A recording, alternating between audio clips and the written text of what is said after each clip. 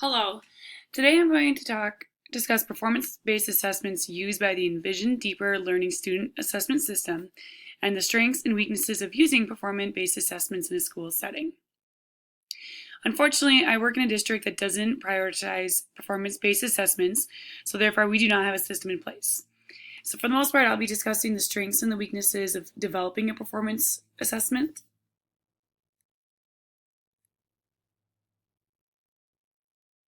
I will share some performance-based assessments that I've used in my geometry class the past couple of years. And lastly, I will analyze the value of the performance assessment planning template and performance assessment quality rubric used by the Envision program. First off, I think it's important to define what a performance assessment is, since we'll be using this term quite a bit.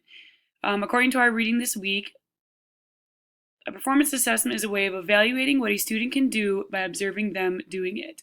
It is asking a student for a constructive or creative way to show their knowledge of a specific skill that the teachers are trying to measure. I thought the analogy of a driver's test was a great example.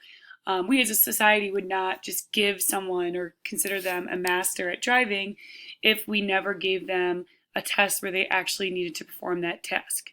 A written test does not mean that they can drive. It means they know the rules of how to drive, but I think that's a perfect example of a performance assessment and why they are so important.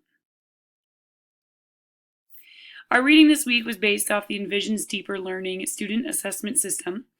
The Envision program's philosophy is viewing high school as a four-year project where everything builds towards one final performance, and that performance is the portfolio. So they use a portfolio system there. The performance assessments are aligned with the Common Core state standards and are designed by a group of teachers in that program. Each performance assessment has a task, an outcome, and a rubric. They all begin with announcing what the learner should be able to achieve, using a specific skills or standards. What I found interesting was the performance assessments are not designed just for one subject, but rather encompass all core subjects into multiple assessments. By doing this, students are learning the important differences in subject or specific thinking.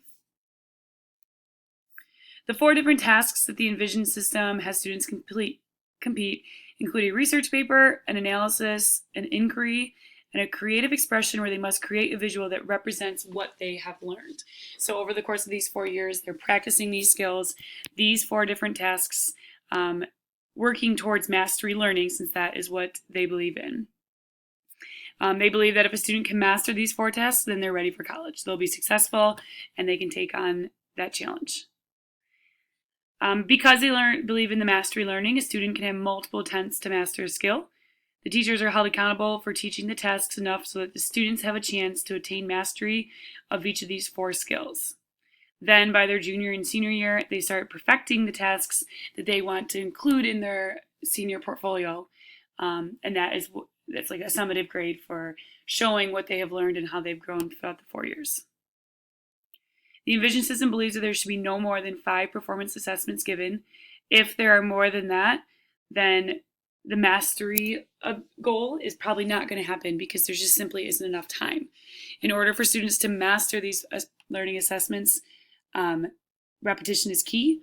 And if you have too many of these performance assessments, repetition is not going to be taking place. Since the performance tests are implemented across subject areas, all teachers use a common rubric, and this rubric is used across multiple performances. That way the students are familiar with how they're being scored and have a better chance of reaching mastery with the consistency. The rubrics use a progression going from of emerging to developing to proficient and to advanced with in-between categories, offering 7 possible performance levels of the student to tell the student how they're performing and what they have mastered and what they still need work on. To keep the consistency, the teachers attend a week-long training session at the beginning of the year that orients them with the new performance assessment system. Throughout the year, at various professional development and weekly collaborative meetings, the teachers use the same score to use the time to score the rubrics and discuss student work.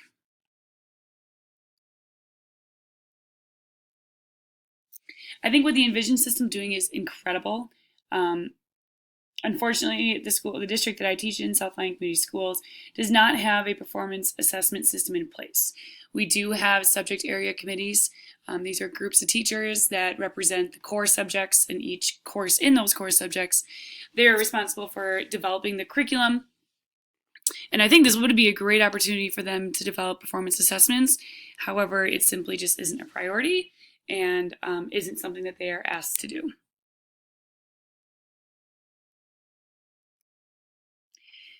Although I'm not required to do performance assessments and there's no system in place, I still, as a teacher, think that they're an excellent way to assess your students' learning and to see if they are able to apply it in a different manner as opposed to just, what we say in math, plugging and chugging, to get to the answer. Are they able to step outside their comfort zone and really tackle on a more challenging task?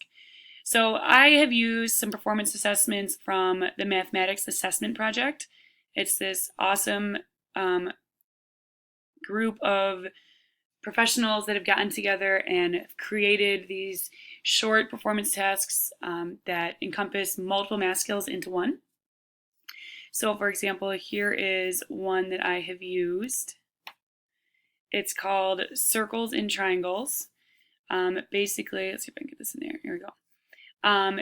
Students are given more challenging exercises. So for example, this is one where they have to be able to use properties of right triangles, properties of circles, have to understand what it means for triangles to be congruent, and it's asking them to explain. Again, just always taking it one step further.